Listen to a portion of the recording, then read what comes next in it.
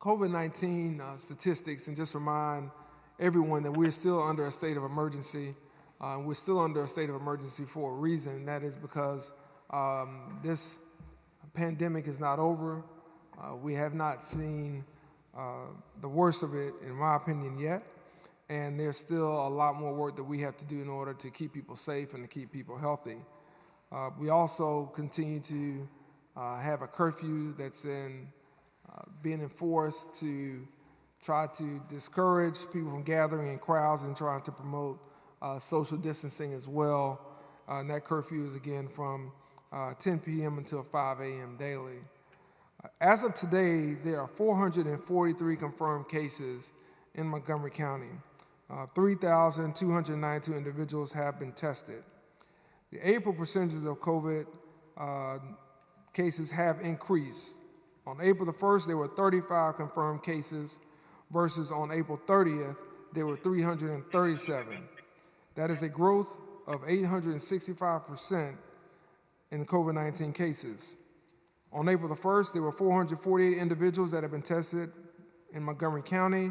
On April 30th, there were 2,651, which was a 491% increase.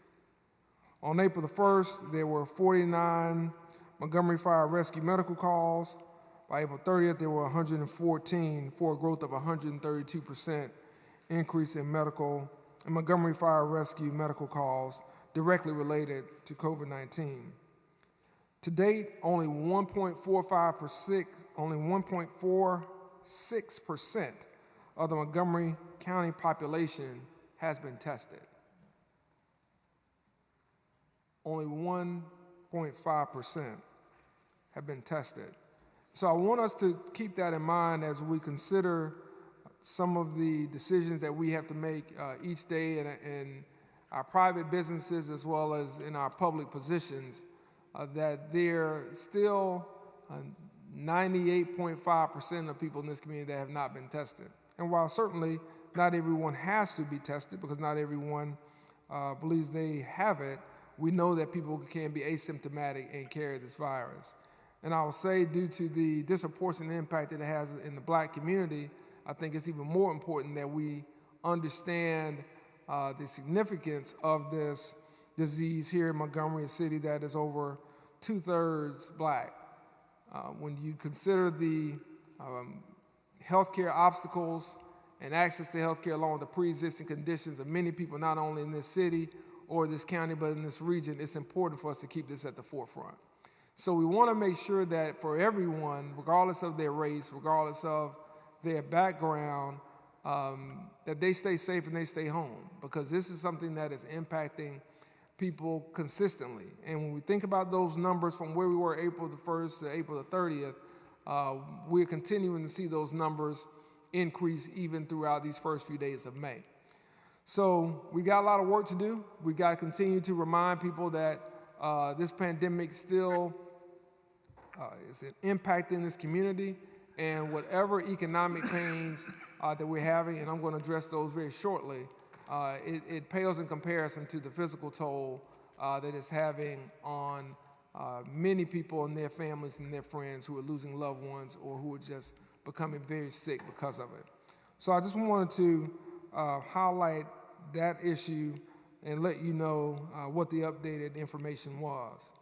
Now I'm going to move from, I guess, probably bad to worse, and that is the impact of the COVID-19 virus on the financial viability of the city of Montgomery. And this was prepared by interim finance director Betty Beeville, and I want to thank Betty and her staff for putting together a great report and doing the forecasting and projections that we asked for.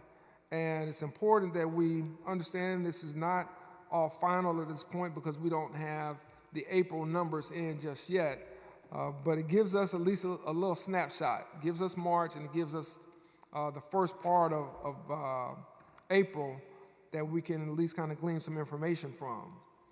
The fiscal year 2020 budget for the city of Montgomery was presented to the City Council in August 2019 and was passed the following month.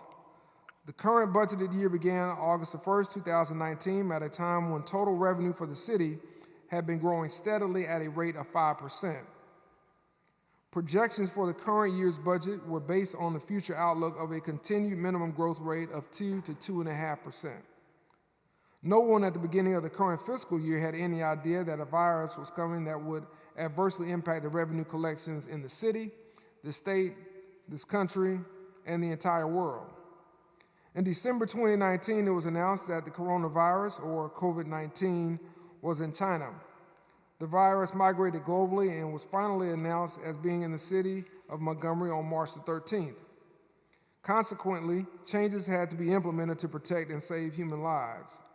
Those changes led to different behaviors and a new normal called social distancing, which have had a domino effect on the local economy. Some businesses had to close their doors, while others could only provide curbside services to their customers.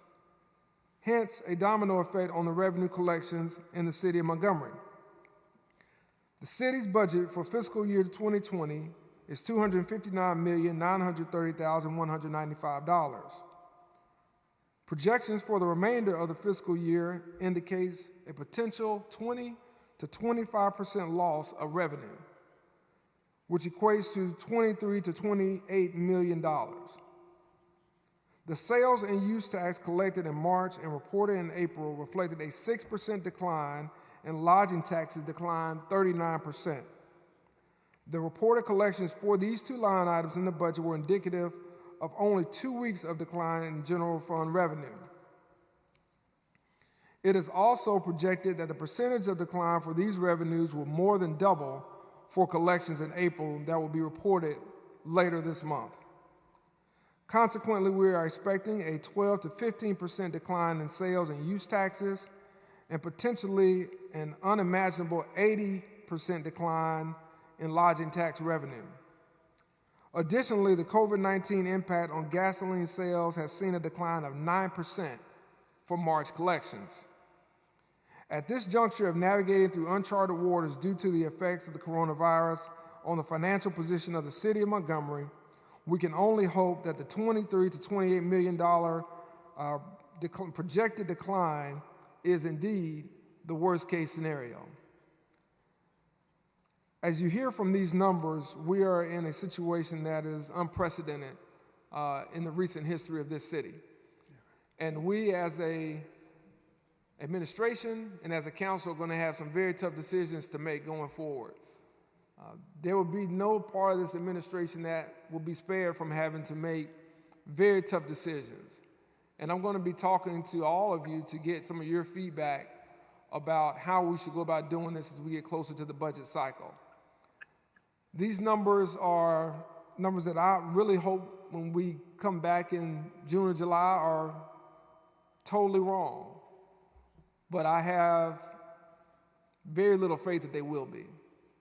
And so as we look at that type of decline and we look at the type of revenue that we're going to be losing, without any unforeseen circumstance or stimulus package that is allowed to get to local governments that will uplift these numbers, then we're in for a very challenging budget season, and more importantly, we're in for a very, very challenging 2021 budget cycle. So I want to give you the numbers as they stand right now. We will continue to look at these numbers, and if there are any updates that change significantly, I will certainly keep you abreast of those. But right now, the outlook is not good. Right now, the outlook will call for us to have to make significant cuts and significant changes to the way we do business going forward in this city. And it is something that we're all going to have to work together and pull together as a community to get through. Mr. President, I thank you for the time to address the council. And I thank you again for all the work and the service and leadership that you provide. Councilman, anybody got any questions of the mayor? Yes, sir, I have one, Mr. President. Yeah. Mayor, are we doing anything now as far as across-the-board cuts, furlough days, anything? Because I know in 08 and 09, as we've talked, was very difficult. And this is going to be way worse than 08 and 09. Absolutely. Well, there's a lot worse. I mean, again, we're off the charts when you look at what you all dealt with during the Great Recession. We have not implemented any furloughs or layoffs. What we're doing and what we have done for the last month is we've told all of our cabinet officials that the numbers did not look good and they needed to start looking at ways to streamline their budget and to streamline their spending for the rest of this year. And so with these numbers now, we'll be having another cabinet call, I was about to say meeting, but another cabinet call to really drive home where these numbers are and where the cuts are going to have to start looking. We're going to take that from our supervisors and our cabinet officials, and we'll start from there. But we're going to do a zero-based budget.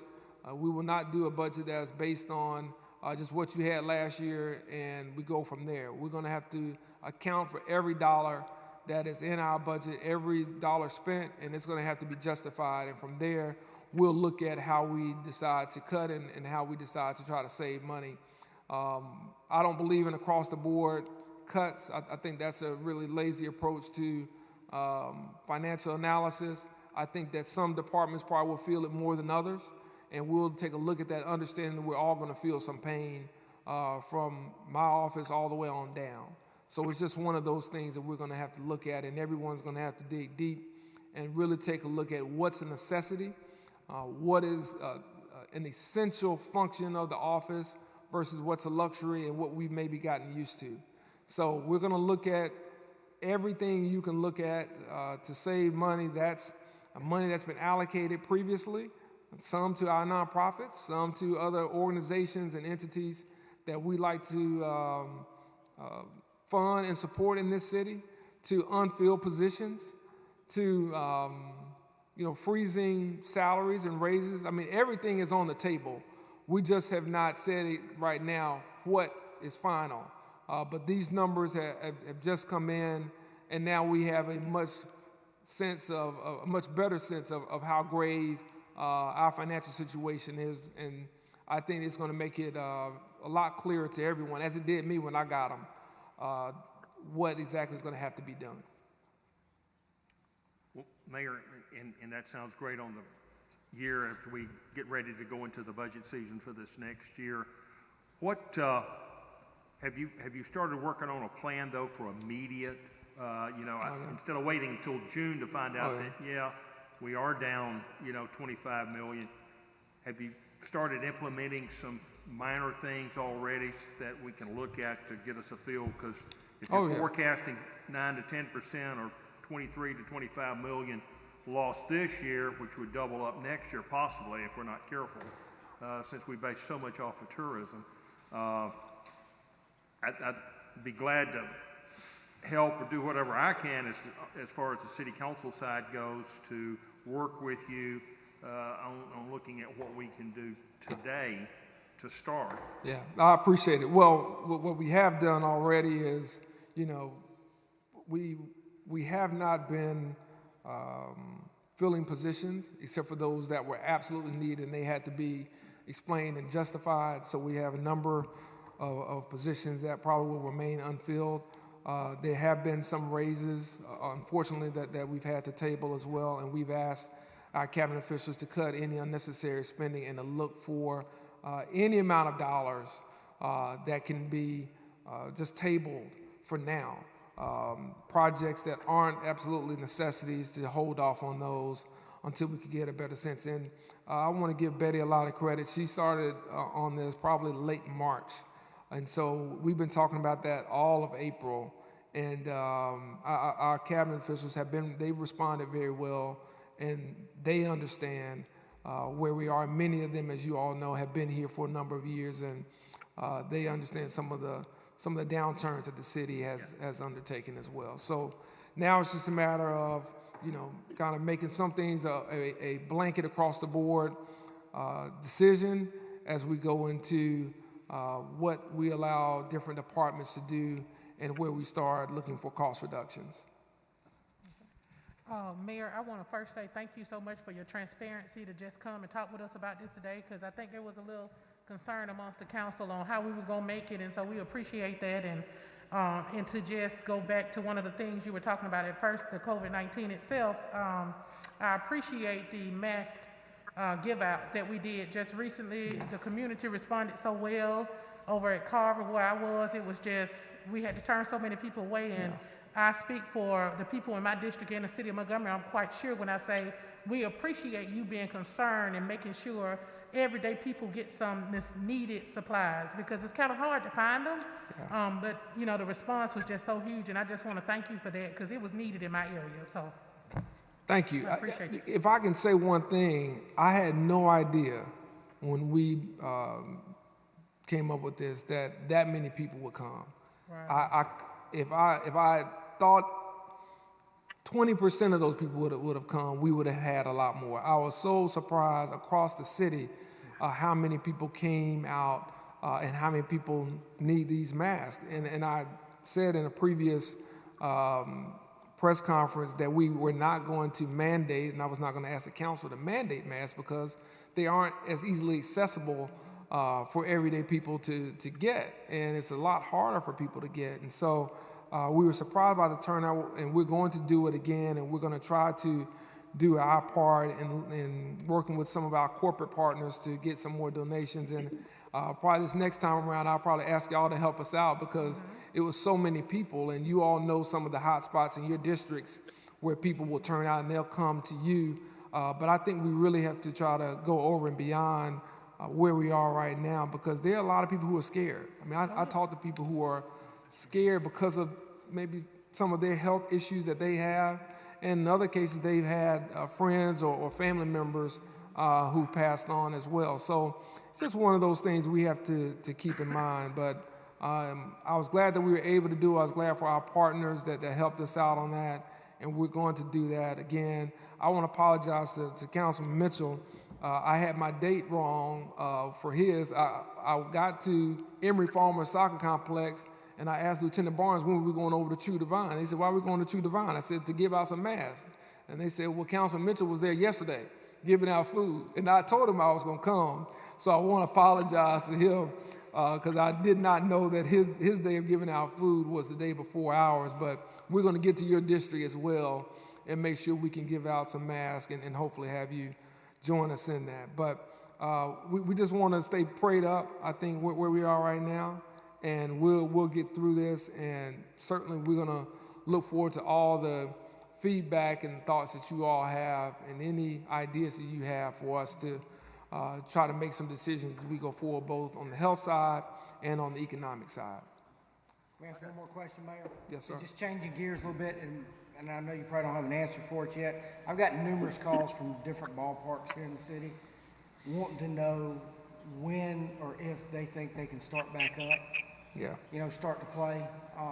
Didn't know if you guys had any decision making on opening the baseball park's up. I know Vaughn Road's open. I know the dog parks are open. I didn't know if you guys had any thoughts on the ballparks and that sort of stuff. You know, we're looking at this from the standpoint of really crowds, and not so much the parks. Is if we get back into opening up some of the leagues, are we going to have crowds of people gathering, and what does that do for some of those numbers I just read off?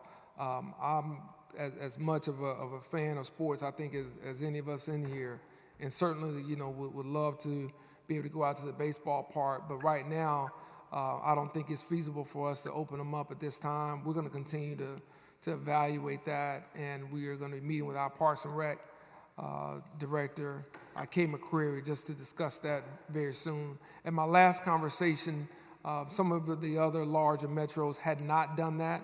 And it's just kind of one of those things. I just kind of like to say, hey, are we kind of in line or we out of line on some of these things? And they had not done as of the last conversation we had.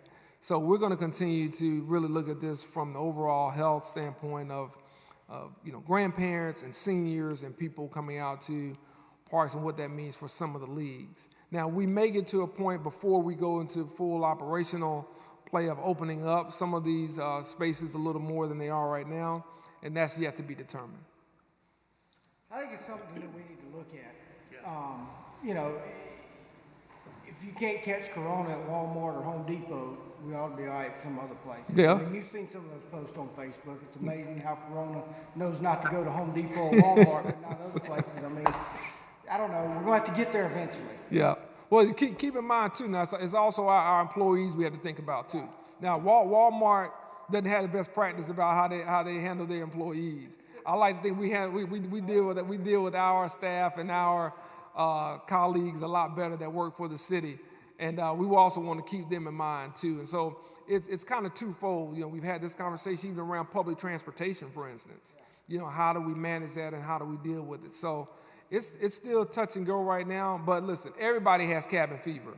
Everybody is ready to get back out and open things back up. And I think if we thought health-wise we could do that, we'd like to do it just for our own sanity, as well as to help our small businessmen and women kind of get back on their feet. I just called a favorite restaurant of mine, Mexican restaurant, to see if I could pick up something after the city council meeting over at Elway for Cinco de Mayo, but they just got a real limited menu, you know, so we know that we've got a lot of sectors of this community that are hurting. And that brings me to one other thing I just want to say real quick. I want to thank those councilmen and President Jenright for serving on the committees that we have with our county commission. I think that is helping us tremendously understand where some of those issues are in the community and how the people want us to move forward, not how we think we should move forward, how they want us to move forward. So I want to thank all the councilmen for serving on that. But I agree with you. Everybody's ready to get out there. The weather is great. It's not 100 degrees right now, and we're ready to kind of get back out and get back to a sense of normalcy. I was really optimistic that we would probably be there right now, but these numbers have been troubling to me. I was really surprised, and I try to follow this as much with our EMA staff, but I've really been surprised about the numbers continuing to increase, and this is without us rolling out the free testing with the Hyundai kits that we'll have probably up as early as next week. So I want to see that a little bit more, and then I'll confer back with our health officials to get a sense of where things stand. But I hear you very loud and clear. And Christy Thornton's done a wonderful job at EMA. I mean, Yes. Yes. she's earned her money for the past couple months. She's been on top of it. I agree. Yes, sir. Go back to the COVID test. There was 3,292 tests done as of when? Today. Today. And there's 2,651 confirmed cases. No, in Montgomery, there are only 443 confirmed cases. We're not that bad. 443. That may be, I don't know what it is in the state, so don't. That's the county, right? That's county. Yes. So 3,292 tests in the city of Montgomery. County. County. Okay, so 443 cases, confirmed cases in Yeah. Montgomery. That's correct. Can you tell me how many of those are asymptomatic or required hospitalization? I don't have those numbers back. We can get them to you. Just 443 confirmed. Okay. How many deaths have we had in the city of I Montgomery? think it's 7 or 8. There's 7 deaths in the county. Okay, that's what I thought. I think still only 1 in Montgomery. 1 in the city. I think there's only one in No, the I city. think I seen No, I five. think it's more in the city, but it's I can say 7. So I know it's 7 or 8. There's one number that's still kind of hanging out there on the statistic, but And I'm pretty good with numbers. And if you go back and look at Christina's stuff, and you go back and look in April 26th and 27th, we were having 2 cases, 3 cases.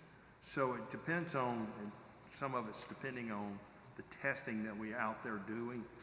And without any massive testing, we can't tell if we're up on the curve or on the downside of the curve. yeah. So on the graph side, I think we have to be really careful if that's all we're looking at. Oh no, we're looking into the numbers itself, and we're talking with the hospital administrators. This came from Christy, and Chip Hill keeps in constant contact with her. And listen, I'll just be frank. I mean, I think we ought to be, I think we ought to have things shut down longer than we're going to have them because of the numbers.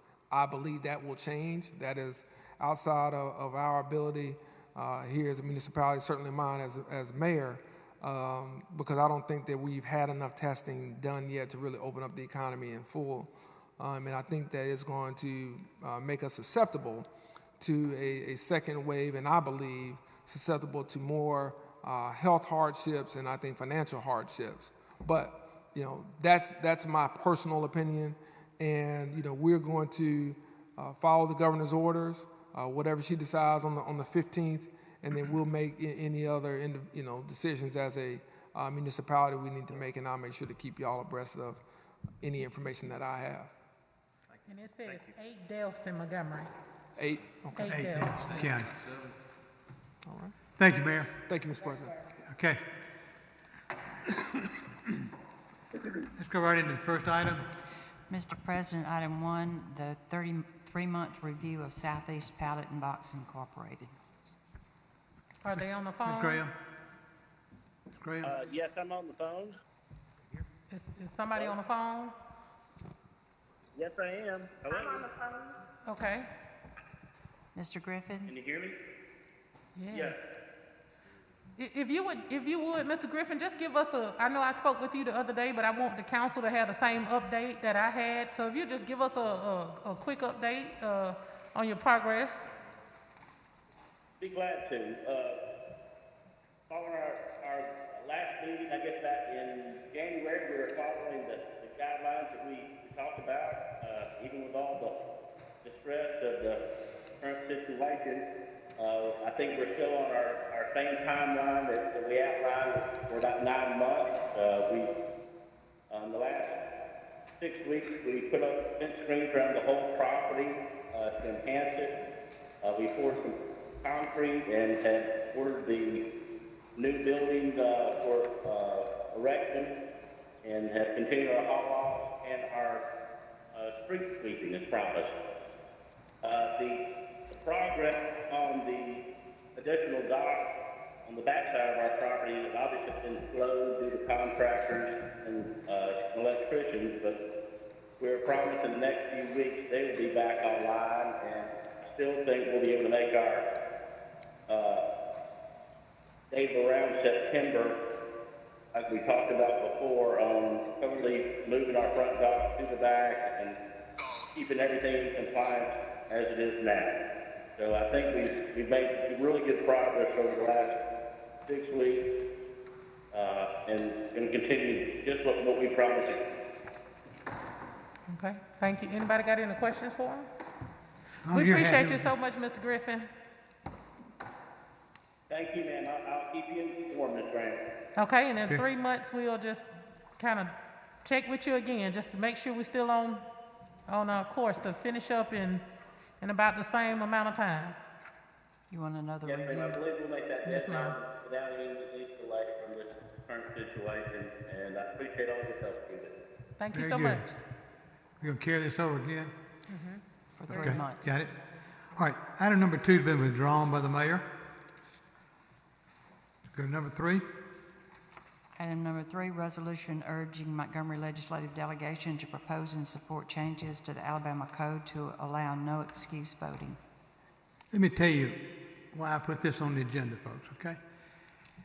The first thing, I don't like the idea of no excuses, but in talking to Brenda about her mother and herself, Brenda actually has to not totally tell the truth when she signs to get her absentee ballot for her mother. But this way, this is Huntsville. Huntsville started this, and Birmingham has followed with it, and they want to go to Mobile, whatever. This just tells the legislature this is a no excuse where you hadn't got to have an excuse. You could just worry about your health, and you could get an absentee ballot. Absentee ballot system is pretty tough. Brenda will tell you it's pretty tough to do. It's not an easy scenario. So all this is about is for us to make sure that nobody has to tell a fib when they answer the question. This is no excuses. You can get an absentee ballot if you need one, and mostly it's about older people that not want to worry about getting in line because of the virus itself. So that's my explanation. Anybody got any questions? Chuck, Yes. Go ahead, sir. hey, Mr. Jim Wright, one is hesitation is, I know it's like absentee ballot with no excuse you can get the ballot, but are the same guidelines gonna be when you send the ballot in, you have to have a copy of your driver's license? Do Oh, we yeah. know that now?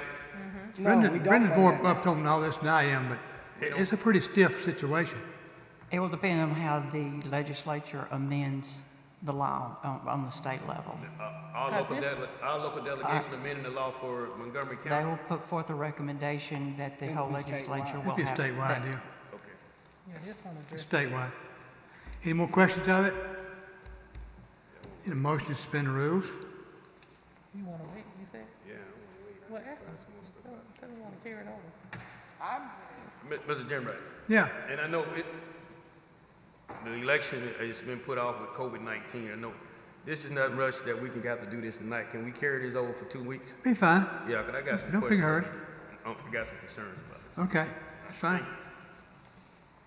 All right, item number 4. Resolution denying and/or revoking the right to operate a business doing business as Bama Auto Parts at 4119 Mobile Highway. You got explanation to this one? Yeah, they did not renew their license this year, but they're still operating, and they owe some back taxes. So the request is that you deny their right to operate a business without a license. Okay. Council, got any questions? Need a motion to suspend the rules? Motion to suspend the rules. All in favor, raise your hand. Unanimous. Motion to adopt. All in favor, raise your hand. Unanimous. Resolution is adopted. Item number 5. Appeal by Cynthia Davis of proposed demolition of unsafe structures at 1454 Oakland Street. Is Cynthia Davis in the audience? Is Davis here? Okay. She Ms. was here Davis, are you on the telephone? No, they're not. I talked with Brendan Hodge about this. He has reached out to the daughter. This is the daughter of the person that owns the property. The owner lives in New York. And he gave her the information of what she needed to provide them and the timeline in which she needed to provide it, and he has not heard back from her on Okay, that. well, we'll just strike this and go on to the next item. You want to deny her appeal, or Well, I guess we could deny her appeal, yeah. Need a motion to deny? Huh? you don't have to suspend the rules Item- because there's not a resolution in front of you. No resolution, just Mr. President, I got a question real quick before we do that. If we deny it tonight, will she have the opportunity to come back? Just for instance, she's sick or something? It would she has be not able- even come to you, to the appeal council again. yet to vote on the demolition. She is still within her 45 Okay. or 30 days of the appeal. She'll have that time if she wants to get the information to Brandon. Then they said they will work with her. Okay, cool, I'm cool, okay. need a motion to deny? Motion to deny. All in favor, raise your hand. Can we suspend the rules first? You know, there's not a resolution in Okay. front of you. No. All right, number 6. Pursuant to Section 1153B1 Code of Alabama, authorization of demolition of unsafe structures at the listed location. Need a motion to uphold? Motion uphold. All in favor, raise your hand. Unanimous. Item number 7, resolution assessing the cost of abatement of unsafe structures on various lots. Need a motion to suspend the rules Motion on to the suspend the last 2 rules on the items. rest of the agenda. All in favor, raise your hand. Unanimous. Need a motion to adopt. Motion to adopt. All in favor, raise your hand. Unanimous. On number Resolution 8. is- Resolution declaring public nuisances, authorizing and assessing cost of abatement of public nuisances on various lots. Motion to adopt. All in favor, raise your hand. Charlie, Yeah. here's somebody in the back. Oh, okay. Huh? Which one? Sorry, we didn't hear. You on item number 8? Okay. Please come forward. Anybody here from that department? What's your item, ma'am? What item are you talking about? Hello, my name is Hilda. Can I take this down to talk? You can pull that down so we can Pull hear the you. mic, yeah, pull the mic. Pull your microphone a Pull little. the mic down. Hello? My name is Hilda Dent. I own a house that I bought from the city of Montgomery at 572 South Hull Street, corner of Hull and Grove. It was the former Woman's Club. I bought it from the city as is. It had its original 1910 fuse box in it. The wire going from the meter into said fuse box had a worn spot on it that anybody who saw it gasped. So, on March 17th, I got cited for all in back of the house, all around the tent in the backyard, and weeds and debris and litter and whatever. On January 30th, I invited Safe State to come inspect my premises. This house is zoned T3. I do window restoration. The city knew what I did when it sold me this house. The only way Safe State didn't call OSHA straight away was I had an electrician there when he came about getting the house rewired. We had to put a 100 amp, 14 circuit sub panel in the backyard to support this tent for all of the heat guns and downdraft table and steamers and all the tools and equipment we use out there. In order to do this, we had to do trenching through the yard, under the tent, all through. So all the furniture from the tent was out by the fence. I was in the process of spending $14,000 getting this house rewired to be OSHA compliant, and I get cited for weeds and debris. Come on, y'all. This feels a little like harassment here. I'm sorry. Well, You're saying that was temporary, you had moved some Yes. stuff out and set it while you're working on it? Yes, while we were digging holes in the yard to put conduit in the ground to run electrical wire to where we need the plugs spaced to run the tools and equipment, we had to move the tools and equipment out in the yard so we could pick up the floor and dig trenches. Did you make contact with the city when you got that letter? No. please We- do. we- Please do. They'll give you appeal. You got an appeal process with them. You know, we've been shut down. Today is the first day that tent has been back in operation pretty much since January 30th. Well, yeah, when you get that letter, I think he's not in here. Yeah. But- I think Brandon would work with He'll you work if you with talk you. to him. He'll work with you. There Just are a call. couple of things that we found out right now, Mayor, and that is, we're not going out posting signs, we're mailing them. So that takes 4 days to go to 5 days to go through the process. So when somebody does get a letter, they have 5 days to react. So I talked to Brandon about a couple of those. He says, he's assured me they would work with everybody. So I think just a call to him will help you, Hilda. Okay, well, all this letter said was that there was a city council meeting, and if I get in trouble Well, again, y'all are gonna It's on the prosecute agenda, me. but if you'll call, they'll take care of you, okay? Call who? Call who? Brenda. Who's the letter from? You call Brandon Hodge. Just call- Jeff Petty? Thomas Carter. You said Brandon Mr. Petty Hodge. on there? Jeff Petty, Code Enforcement Inspector? Brenda, give her the name of who called, okay? Yeah. If you'll talk with Brandon Hodge, he is over all of those inspectors. He's the person you need to talk to, and I'll be glad to give you his telephone number. Okay? Yes, Sorry ma'am. for being here, but No, that sounds good. We'll take care of it for you, okay?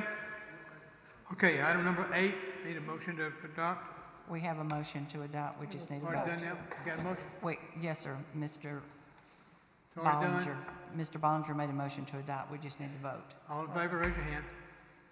Unanimous, resolution is Okay, adopted. anybody, Miss- Madam Clerk, you Mr. have the, President, I got a these items here? Hang on, I just, well, Resolution amending resolution 6-29-629-75, section 1, the purposes for the Montgomery Clean City Commission. I would like us to adopt this so that we can have a functioning resolution in place for a Clean City Commission to operate. So do I have to suspend the rules on Yes, this? Move to suspend the rules. I meant a motion to suspend the rules. Yeah, you good. You okay? I'm trying to confuse. I thought we withdrew this from the agenda today. Oh, yeah, we withdrew to dissolve it, but No. now, So it's not been dissolved? right. Okay. And remember, it was brought to our attention that the ordinance that established it was really not a good ordinance anymore because they're not operating the same way. So we need an up-to-date current ordinance for Clean City Commission, and that's what this is. I had Ms. Stacy to prepare us one to give them operating power. Okay. Have a motion to suspend the rule. All in favor, raise your hand. Unanimous, Move to adopt. All in favor, raise your hand. unanimous, resolution is adopted. Okay. Okay, council, All right. I- Anybody else? got something else? Yes, sir. I have contingency funds that I have put before you. These have been approved by the mayor. District 1, $1,000 to County Downs Neighborhood Association. District 3, $750 to Riley Relief Foundation. District 5, $1,000 to Seth Johnson Neighborhood Association. And the District 5 would like to add $500 to Status Elite Dance Studio. And Mr. Mayor, they are a vendor. Anybody else? Need a motion to approve? All in favor, raise your hand. Unanimous. Anybody got anything else to bring up? Meeting adjourned.